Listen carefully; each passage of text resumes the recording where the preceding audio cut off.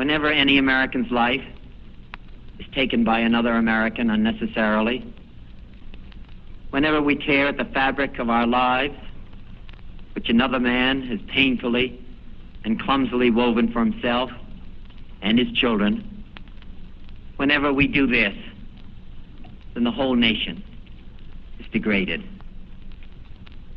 Yet we seemingly tolerate a rising level of violence that ignores our common humanity and our claims to civilization alike.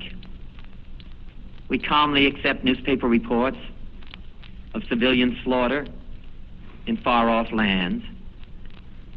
We glorify killing on movie and television screens, and we call it entertainment.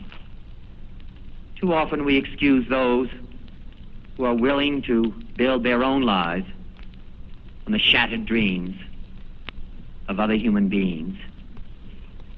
For there is another kind of violence, slower, but just as deadly destructive as the shot or the bomb in the night. This is the violence of institutions, indifference, inaction, and decay. This is the violence that afflicts the poor, that poisons relations between men because their skin has different colors. This is the slow destruction of a child by hunger, and schools without books, and homes without heat in the winter. This is the breaking of a man's spirit by denying him the chance to stand as a father and as a man amongst other men. And this too afflicts us all.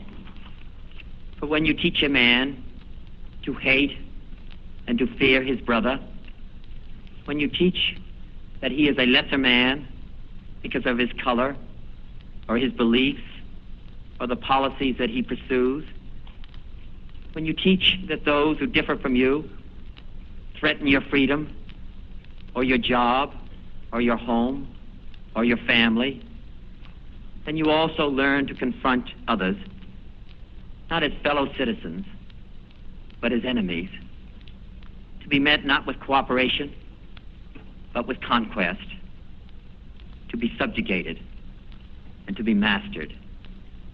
We learn at the last to look at our brothers as alien men with whom we share a city, but not a community.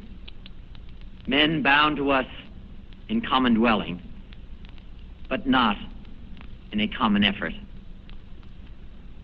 We learn to share only a common fear, only a common desire to retreat from each other, only a common impulse to meet disagreement with force.